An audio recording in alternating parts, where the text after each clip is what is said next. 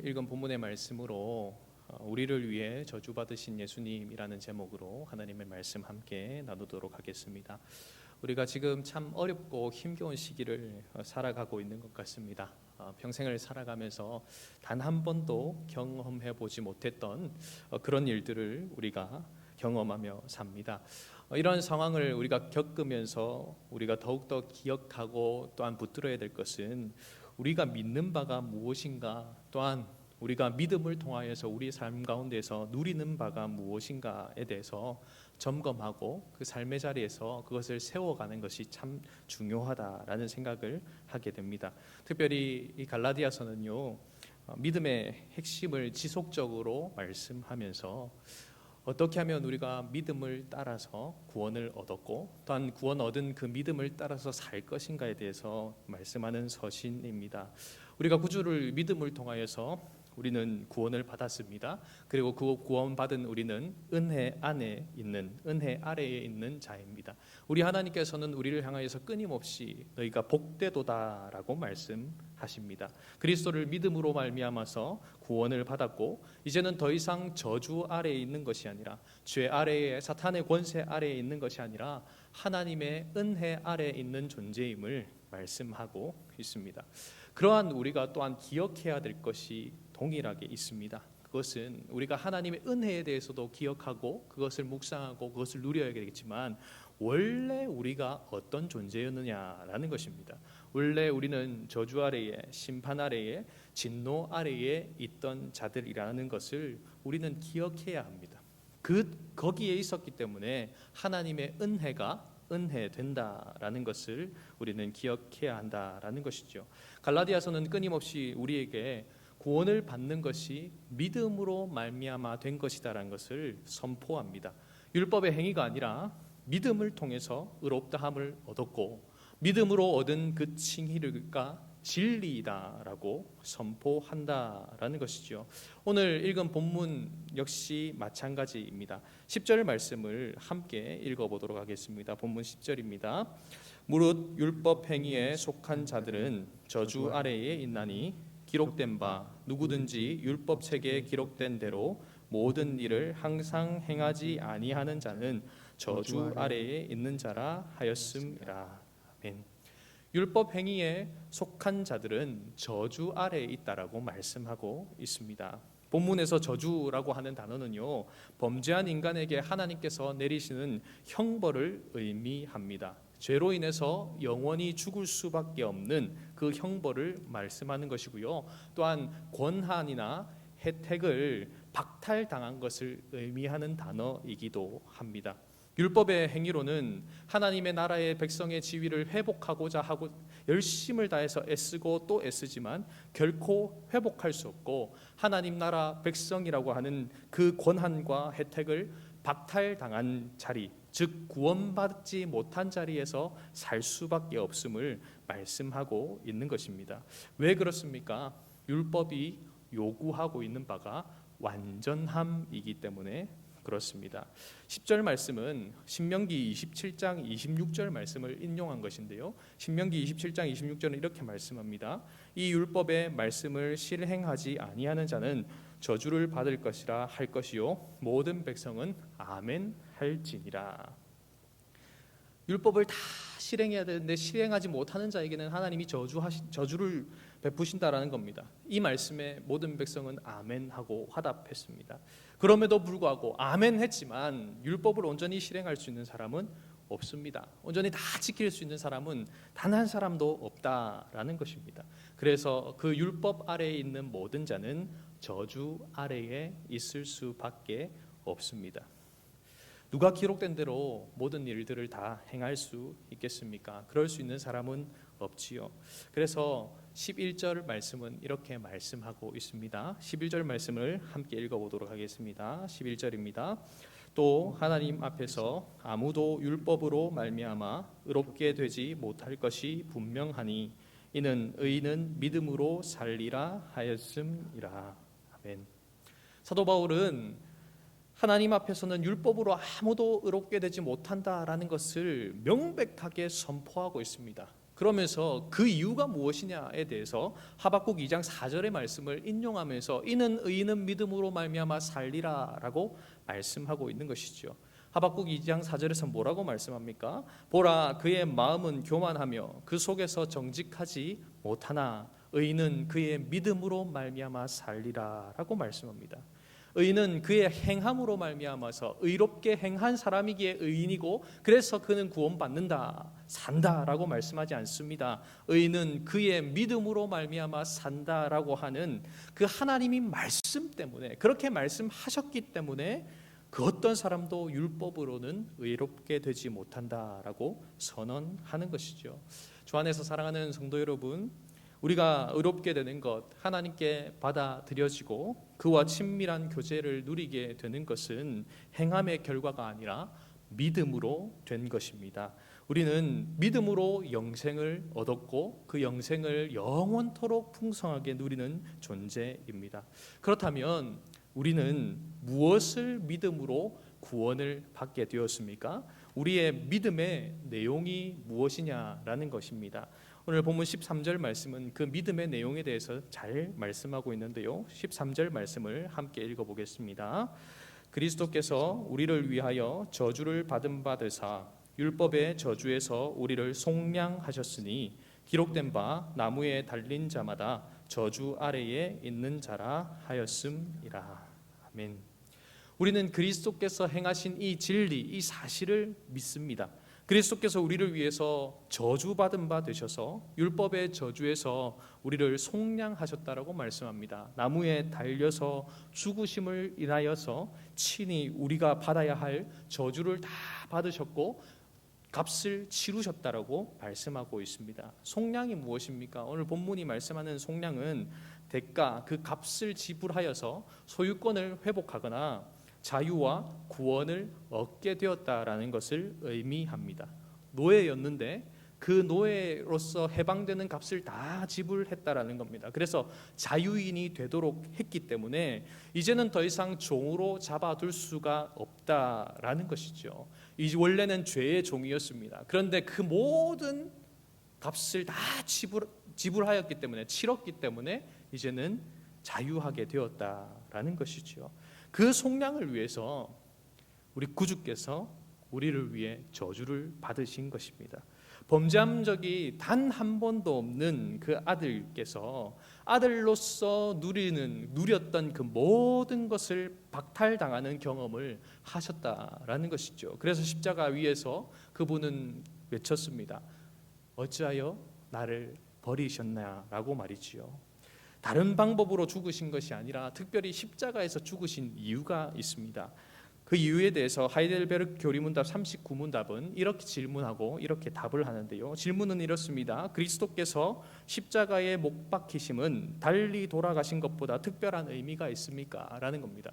그 당시에도 다른 사형제도가 많이 있었습니다. 교수형도 있었고요, 화형도 있었고 다르게 죽는 방법이 있었는데도 불구하고 그분은 십자가에서 죽으셨습니다. 이 특별한 의미가 있느냐라고 질문에 뭐라고 답합니까? 그렇습니다. 십자가에 달린 자는 하나님께 저주를 받은 자이므로 그가 십자가에 달리심은 그가 내게 임한 저주를 대신 받은 것이라고 나는 확신하게 됩니다. 라고 답하고 있습니다. 그리스도께서 우리 모두의 죄악을 다 뒤집어 쓰셨습니다. 친히 화목 제물이 되셨습니다. 하나님께서 크신 진노를 혼자서 감당하셨다라는 것이죠. 그리고 그 진노를 혼자서 어디에서 감당하셨습니까? 저주의 상징인 나무 위에서, 십자가 위에서 감당하셨다라는 것입니다. 주 안에서 사랑하는 성도 여러분, 십자가는 고통의 상징이 아닙니다. 그 형벌이 너무나도 고통스러운 일인 것은 맞습니다. 고통스러운 형벌이었던 것도 틀림없습니다. 하지만 십자가가 가르치고 십자가가 상징하는 가장 큰 의미는 무엇이냐면 고통이 아니라 저주입니다. 십자가는 저주의 상징입니다. 오늘 본문에서도 말씀하고 있듯이 나무에 달린 자마다 저주 아래에 있는 자라고 말씀합니다. 이것은 신명기 21장 33절의 말씀을 인용한 것인데요. 신명기 23절의 말씀, 신명기 21장 23절의 말씀 함께 읽어보겠습니다. 함께 읽습니다. 그 시체를 나무 위에 밤새도록 두지 말고 그날에 장사하여 내 하나님 여호와께서 내게 기업으로 주시는 땅을 더럽히지 말라. 나무에 달린 자는 하나님께 저주를 받았음이라. 아멘. 우리가 받아야 할 그 저주를, 아니 우리가 받고 있던 또한 우리에게 임한 그 저주를 우리 구주께서 대신 받으셨다라고 말씀하는 겁니다. 십자가에서 말입니다. 그것을 믿음으로 인하여 우리는 저주에서 벗어나게 되었습니다. 구주의 그 속량으로 말미암아 구원을 받았습니다. 이제는 그 저주의 십자가가 더 이상 저주의 십자가가 아니라 은혜의 십자가가 우리에게 되도록 하셨다라는 것이죠. 주 안에서 사랑하는 성도 여러분, 우리 구주께서 저와 여러분을 저주 아래에 있는 자가 아니라 은혜 아래에 있는 자가 되도록 하셨습니다. 우리는 이 은혜를 기억해야 합니다. 그리고 이 은혜를 붙들어야 합니다. 더는 하나님과의 관계에서 단절된 상태가 아니라, 저주의 상태가 아니라 복과 그 은혜의 상태 안에 거하고 있음을 기억하고, 그가 저주를 받으심으로 우리에게 주신 것들, 그분이 우리에게 주시길 원하셔서 십자가에 지신 그것들을 누리면서 살아가야 된다라는 거죠. 그렇다면 그 저주를 받으신 이유가 무엇입니까? 무엇을 우리에게 주시기 위해서 그렇게 하셨습니까? 오늘 본문 14절이 그 이유를 말씀하고 있는데요. 함께 14절 말씀을 읽겠습니다. 이는 그리스도 예수 안에서 아브라함의 복이 이방인에게 미치게 하고 또 우리로 하여금 믿음으로 말미암아 성령의 약속을 받게 하려 함이라. 아멘. 우리 구주께서 친히 십자가에서 저주를 받으신 그 이유에 대해서 두 가지를 설명합니다. 첫 번째 이유가 무엇이라고 말합니까? 그리스도 예수 안에서 아브라함의 복이 이방인에게 미치게 하기 위해서 그렇게 하셨다라고 말씀하고 있습니다. 아브라함의 복이 무엇입니까? 아브라함이 믿음으로 의롭다함을 얻어서 구원을 받고, 그래서 그 구원받은 자로서 그 구원이 주는 유익들을 누리는 것을 바로 아브라함의 복이라고 할 수가 있습니다. 그 복은 하나님의 택한 백성이 되고 또한 하나님과 교제하면서 하나님을 누리는 복을 말씀하고 있습니다. 그 복을 이방인인 우리가 예수 안에서 받아 누릴 수 있도록 하기 위해서 그분이 십자가에서 저주를 받으셨다라는 것이죠. 이 구원과 구원이 주는 그 유익을 누리는 우리의 삶은요, 또한 그 복을 타인에게로 흘려 보내는 삶을 살아가야 합니다. 하나님께서 아브라함에게 약속하신 그 약속이 우리에게도 동일하게 적용되고 있기 때문에 그렇습니다. 창세기 12장 2절에서 3절 말씀은 무엇을 약속하고 있습니까? 창세기 12장 2절 3절을 함께 읽겠습니다. 내가 너로 큰 민족을 이루고 내게 복을 주어 내 이름을 창대하게 하리니 너는 복이 될지라.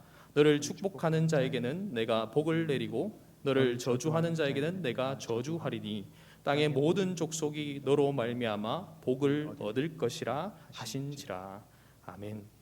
우리가 이 땅을 살아가면서 누군가 우리를 축복하면 하나님께서 그 사람에게 복을 주시겠고, 우리를 향해서 누군가 저주를 하면 하나님이 그 사람을 저주하겠다라고 말씀하십니다. 그런데 하나님은 이 3절 말씀 이전에 무엇을 말씀하셨습니까? 복이 되라라고 말씀했습니다. 즉 축복받는 인생이 되기를 하나님 먼저 명령하셨다라는 겁니다. 누군가에게 있어서 복된 인생, 하나님의 복을 흘려보내는 인생이 되라고 말씀하셨고, 그러한 인생으로 살아감을 통하여서 하나님은 땅의 모든 족속이 그로 인하여서 또한 그의 자손으로 인하여서 복을 얻게 된다고 말씀하셨지요. 주 안에서 사랑하는 성도 여러분, 지금의 대한민국의 기독교의 모습을 보면 참 안타까운 상황인 것 같습니다. 대한민국 기독교를 향한 국민들의 시선은 참 참혹합니다. 최근에 발표된 한 여론조사를 보니까요, 종교를 딱 떠올리면 드는 단어가 무엇인지에 대해서 이렇게 조사를 해서 만든 것을 보았습니다. 그 조사를 보면요, 참 긍정적이고 좋고 딱 보면 단어를 봤을 때 참 좋은 단어네라고 생각되는 것은요, 불교와 천주교에 다 몰려 있습니다.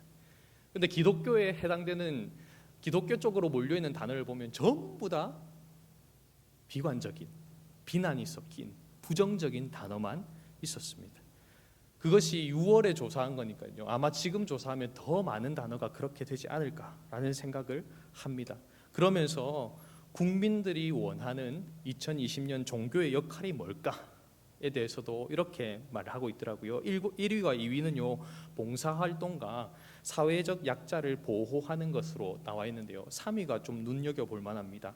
시민들의 심리적인 불안감을 해소하는 것이 종교의 역할이다라고 말을 하고 있더라고요. 그뿐만 아니라 힘들고 지친 현실 가운데서 종교의 역할은 더욱 중요합니다라고 대답한 사람들이 그 설문에 참여한 50%가 넘더라라는 것이죠.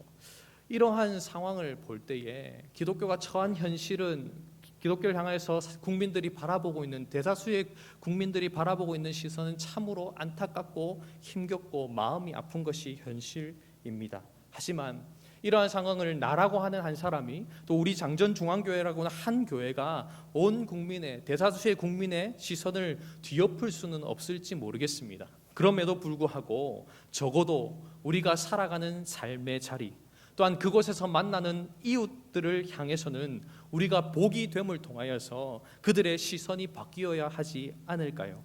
적어도 그들이 우리의 삶을 바라보면서, 다른 기독교인들은 몰라도 적어도 나의 삶, 또한 우리 장전중앙교회 믿음의 권속들의 삶을 바라보면서는 축복하고 칭찬하고 그러한 좋은 말들을 쏟아냄을 통하여서 그들을 향하여서 하나님이 그 복을 부어주시기를, 그런 인생이 되는 것 우리가 해야 되지 않겠느냐라는 것입니다. 주 안에서 사랑하는 성도 여러분, 이러한 시대에 바른 믿음을 따르는 삶이 참 중요하다 생각이 됩니다. 오늘 말씀에 기록된 대로 우리에게 미친 이 아브라함의 복이 우리를 통하여서 이웃들에게 흘러갈 수 있도록 하는 삶 말입니다. 우리 구주를 진실로 의지함을 통하여서 심리적인 불안감을 해소할 수 있고, 그것뿐만 아니라 영원한 하나님의 나라를 소망하는 삶을 우리만 누릴 뿐만 아니라 그들로 누릴 수 있도록 돕고 흘려보내는 삶 말입니다. 두 번째로 저주를 받으신, 우리를 대신해서 저주를 받으신 이유가 무엇입니까? 그것은 본문에서 우리로 하여금 믿음으로 말미암아 성령의 약속을 받게 하려 하는 것이다 라고 말씀합니다. 하나님께서는 성령을 약속하셨습니다. 우리 구주께서도 약속하셨죠. 요한복음 14장 26절의 말씀을 보면, 보혜사 곧 아버지께서 내 이름으로 보내실 성령, 그가 너희에게 모든 것을 가르치고 내가 너희에게 말한 모든 것을 생각나게 하리라 라고 말씀합니다. 그 약속대로, 구주께서 말씀하신 그 약속대로 우리에게 그 성령을 보내주셨습니다. 그리고 그 성령님, 그분이 우리 안에 거하심으로 인하여서, 우리와 함께 하심으로 인하여서 생명의 성령께서 우리로 풍성한 생명을 누리게 하십니다. 또한 우리가 성령의 생각 안에 거할 때에 그 생각 가운데에서 우리는 생명과 평안을 누리게 됩니다. 성령께서 우리가 하나님의 일을 감당할 수 있도록 능력도 주시고 힘도 주십니다. 시험에 들지 않도록 이끄시고 악에서 구하시는 그 놀라운 은혜들을 경험하게 하신다라는 것입니다. 그뿐만 아니라 로마서 8장 16절의 말씀처럼 약속의 성령께서 우리가 하나님의 자녀인 것을 끊임없이 생각하도록 도우시고, 또한 우리의 연약함을 도우셔서 이끄시고 인도하신다라고 말씀합니다. 이 성령님을 통한 풍성한 은혜와 유익을 누리도록 하시기 위해서 우리 구주께서 십자가에서 우리를 위해 저주를 받으셨다라는 것입니다. 주 안에서 사랑하는 성도 여러분, 이 성령님을 누리는 삶을 우리가 살아갈 수 있기를 간절히 소망합니다. 성령님을 누린다라는 것은요, 결국 성령님이 일하시는 도구를 통해서 누릴 수가 있습니다. 그 도구가 무엇입니까? 바로 하나님의 말씀인 성경입니다. 하나님의 말씀이 임하는 곳에 성령님께서 임하십니다. 말씀이 풍성한 곳에 성령의 역사도 풍성하게 나타난다라는 것이죠. 사랑하는 여러분, 참으로 삶의 모든 영역에서 위축되고 어렵고 힘겨운 시기를 보내고 있지만, 이 시기에 더욱더 하나님의 말씀을 붙드는 은혜가 우리에게 있기를 간절히 소망합니다. 하나님의 말씀을 읽고 말씀을 묵상하고 말씀 가운데 거하는 시간들을 더 많이 가질 수 있기를 원합니다. 또한 말씀을 어디에서든 우리가 기억할 수 있도록 암송하는 일도 이러한 때에 더욱더 열심을 내서 해야 할 줄 압니다. 그렇게 말씀을 가까이 하고 그 말씀을 붙드는 삶을 살고 또한 그 말씀을 붙들고 기도함을 통해서 우리 구주께서 우리를 위해서 저주를 받으심으로 우리에게 주신 그 성령님을 풍성하게 누릴 수 있게 된다라는 것이죠. 사랑하는 성도 여러분, 이러한 말씀 가운데 거하는 삶을 통하여 주님 주신 이 놀라운 성령의 약속을 마음껏 누리는 저와 여러분의 삶 되기를 간절히 소망합니다. 말씀을 맺고자 합니다. 사랑하는 성도 여러분, 참 어렵고 힘겨운 시기를 살고 있지만 이럴 때일수록 우리가 믿는 바 진리를 더욱더 굳건하게 붙들 수 있기를 간절히 소망합니다. 우리는 행함이 아니라 믿음으로 말미암아 구원을 받았습니다. 그 믿음의 내용이 예수 그리스도께서 우리를 위해서 십자가에서 죽으심, 그 저주를 받으심으로 우리가 속량을 얻었다라는 것임을 함께 말씀으로 나누었습니다. 그 속량으로 말미암아 우리는 아브라함의 복뿐만 아니라 성령의 약속을 누리는 존재가 되었습니다. 사랑하는 성도 여러분, 힘겹지만 어려운 시간들을 보내고 있고 답답한 시간들을 보내고 있지만 매일의 삶 가운데에서 이 놀라운 구원의 은혜로 인한 감사가 넘쳐날 수 있기를 간절히 소망합니다. 아브라함의 복을 받은 자로서 우리를 통해서 그 복이 주변에 흘러가는 은혜가 있기를 원합니다. 무엇보다도 성령의 약속을 누리기 위하여서 더욱더 말씀을 가까이 하고 그 말씀 속에서 성령님을 통해서 주시는 생명과 평안, 풍성한 능력, 은혜, 자녀됨의 확신과 또한 연약함을 도우시는 그 은혜를 누리는 저와 여러분의 삶이 될 수 있기를 주님의 이름으로 축복합니다. 아멘.